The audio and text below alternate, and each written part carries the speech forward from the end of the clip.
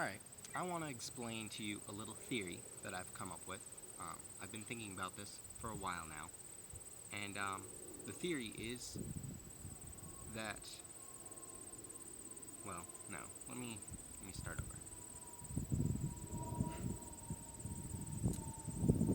I want to explain to you how I think you and I can never make a mistake ever again. That applies to music, sports, relationships, life, really anything. Um, and I know that sounds pretty crazy. We all make mistakes. I make mistakes. President makes mistakes. Everyone does. Um, but let me explain it to you a little more. First, we have to define what a mistake actually is. What most of us think of a mistake as. And I thought about this for a while. This was a difficult one for me. But I think um, a mistake is usually when our brains want something to happen in a certain way, and what we actually do, whether it's our muscles or whatnot indirectly, um, is different. So, an easy example to think about would be if I wanted to play a C and I play that note, which is not a C, this is C. So, that's a very simple mistake, an example of mistake, as most people would think of it. Um,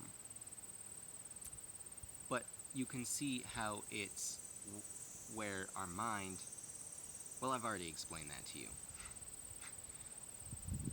So let me think of another example that might be in life. Say the soccer game. If you were trying to pass it to your teammate and you accidentally kicked the ball into the opponent's waiting foot, that would be a mistake. Most people would think of it as a mistake.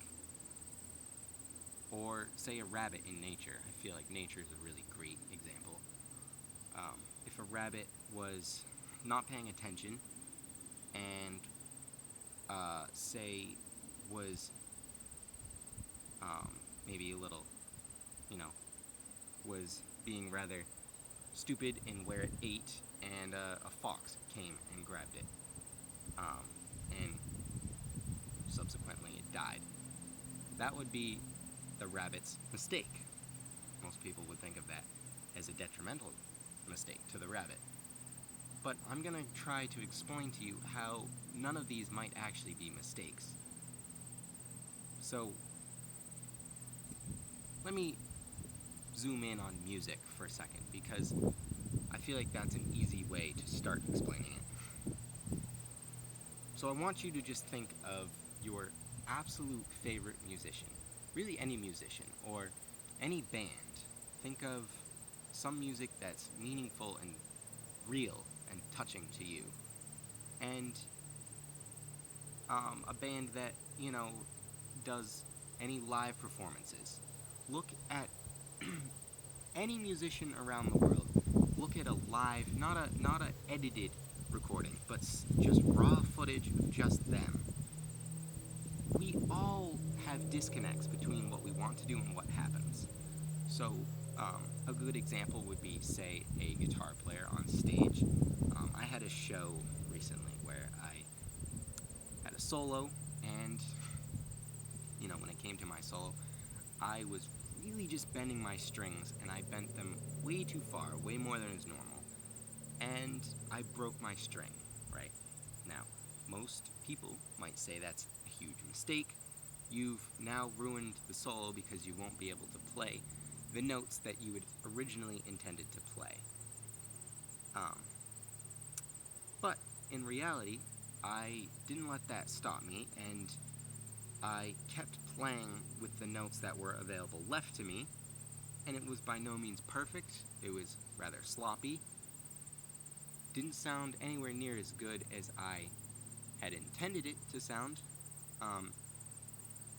But after the concert, the only thing that people really remembered was me breaking my string and playing through it. And everyone loved it because it brought a connection that wouldn't have happened if I played perfectly, because they felt like they were watching me be slightly vulnerable and mess up, and they also watched me use that mistake as a step in my stairway and keep going and not let it bother me.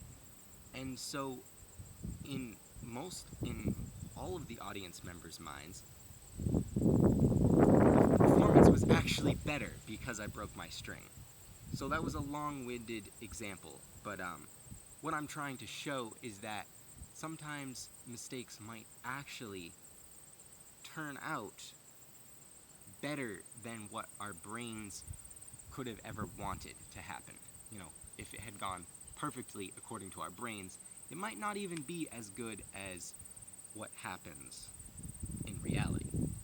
So, let me go back to the soccer example.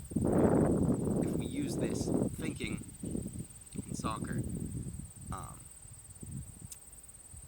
so you kicked the ball, right, and you meant for it to go to your teammate, but it went to the other player. Now, most people would say, well, it's a clear mistake, because if the ball had gone to your player, you know, that obviously might have, you might have benefited, you might have scored a goal, and you might have won the game off of that. But in reality, that's not true. You wouldn't have won the game off of a single pass. And I'd like you to think for a minute, you know, how you'd feel if you were the one that made that bad pass. You might feel a little embarrassed. You might feel a little mad at yourself. You'd have some emotions running through you. You know, you've got people watching. You've got your teammates that you feel like you might have let them down. And if you feel bad about it and it gets to you, you let it get to you, then that might actually truly be a mistake. But the mistake wasn't you kicking the ball to the wrong team. The mistake was you perceiving it as a mistake. So let me explain how you could stop this from being a mistake. If you think about the emotions that, you know, you have now from making a bad play in front of, you know, hundreds of kids, maybe your own age, or and you might be embarrassed, mad, whatever. If you let that fuel you, you might actually use that. If you take the mistake, you say, well, I've already done it, we're over that now. It might actually make you try harder than you ever possibly could have if you had done the right thing. You might actually run faster, play harder. You might actually chase after the ball with more intention and accuracy than you ever could have if you hadn't made that mistake. And so it's kind of an interesting concept, but I think that it's not something that I've mapped out completely, but I think if you think about it for yourself, and not just briefly, like, get off your phone for a second and just think about mistakes that you've made, and think about how it wasn't actually the disconnect between what you wanted to happen and what you actually did. Think about how it might have been how you responded to that initial mistake. And so I think in this way, you know, in music, for sure, I think we could very easily eliminate the secondary mistake that comes after the initial one. And as I've explained in my breaking the string scenario, sometimes, not always, but sometimes the mistake turns out to actually be better than what we could have intended in the first place. And so in that way, I think that your mistakes aren't mistakes until you make them mistakes. So if you think about that, you might be able to utilize that in some cases and Never make a mistake again in your life. If you did it perfectly. I don't think you will. But try it.